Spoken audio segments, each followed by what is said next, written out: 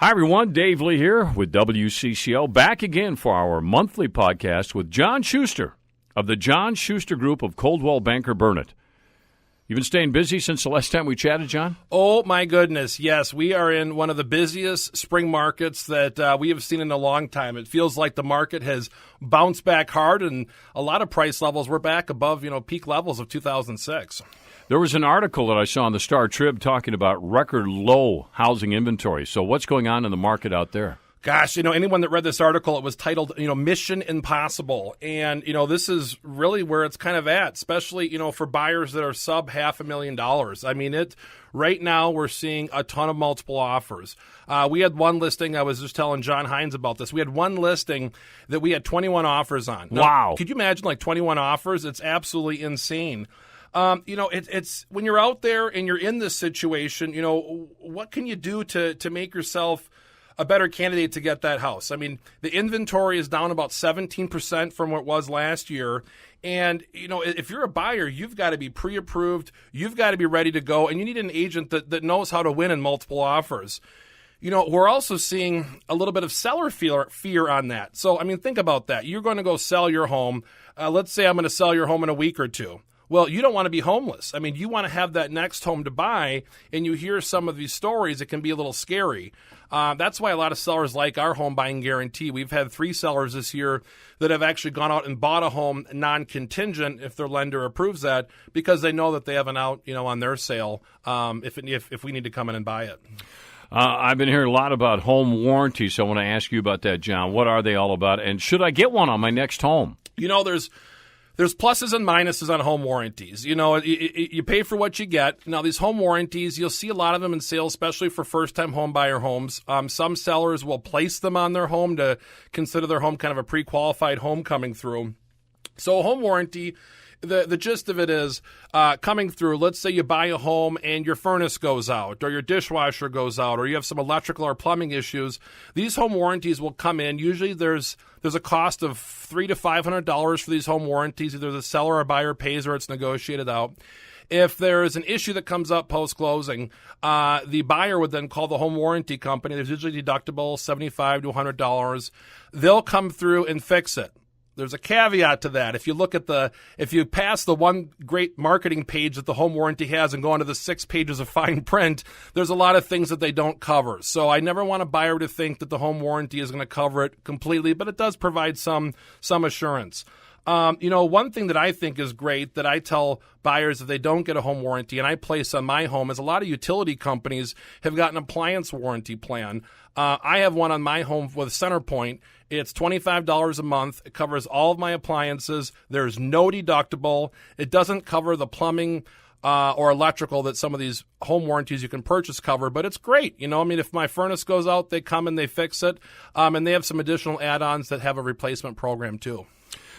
John Schuster is with us here. Dave Lee here. I want to talk about the folks that live in condos or townhomes. Is there anything special, John, we have to do when selling those properties? That's a good question. There is. It works a little differently than selling a single-family home. The one thing when you buy a condo or a townhome that everybody needs to know, both on the buy and the sell side, is after the deal is completely negotiated, the buyer needs to receive in their hands all the association documents, which includes the articles of incorporation, the bylaws, the rules and regulation, which is very important, and also a document called the resale disclosure certificate.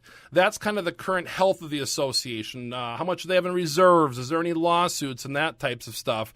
It's very important. Once the deal is negotiated, the buyer is given all of those documents. There's a state-mandated 10-day right of rescission. So when the buyer's reviewing those documents, if they find something they don't like, or let's say they realize, oh gosh, they don't allow dogs and I have a dog, or they don't allow certain breeds of dogs or whatever that I have, they can cancel and get their earnest money back. It makes sense. Is there anything a seller has to disclose? Yes. When you go to sell a property, there's 2 types of disclosures that need to be done, or that can be done, I should say. The state of Minnesota requires it. One is your traditional seller's property disclosure. This is a 9-10 page disclosure. You disclose everything you know about the home, condo, or townhome.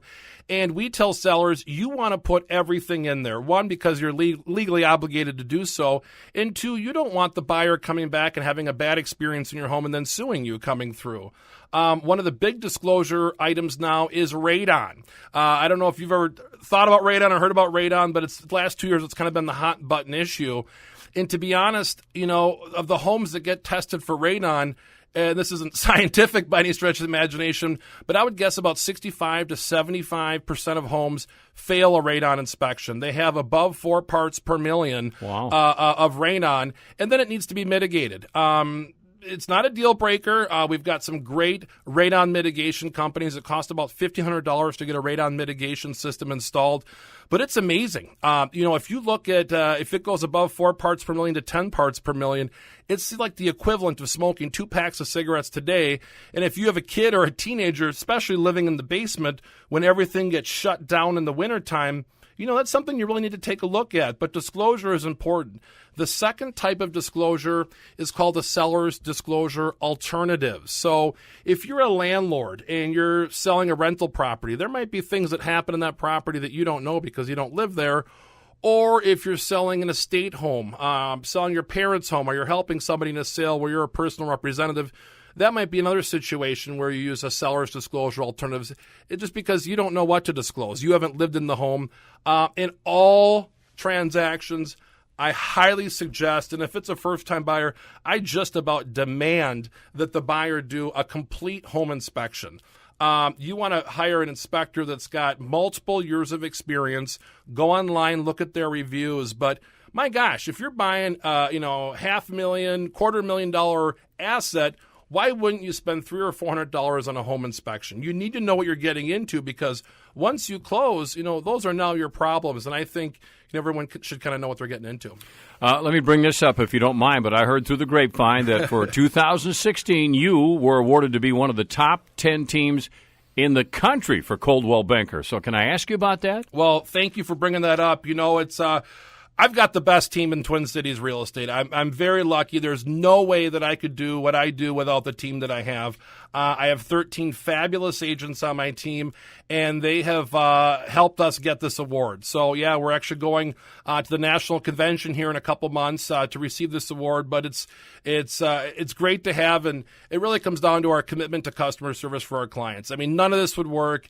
Everything would come out in the wash if we weren't having that, and we truly appreciate our relationship with you guys here at CCO, helping us get where we're at, and I'm truly thankful for my team, because I couldn't do this without them. Well, thanks, John, and it's always good to connect with you, as you know. But if I may ask, what is the best way for somebody listening right now to reach out to you?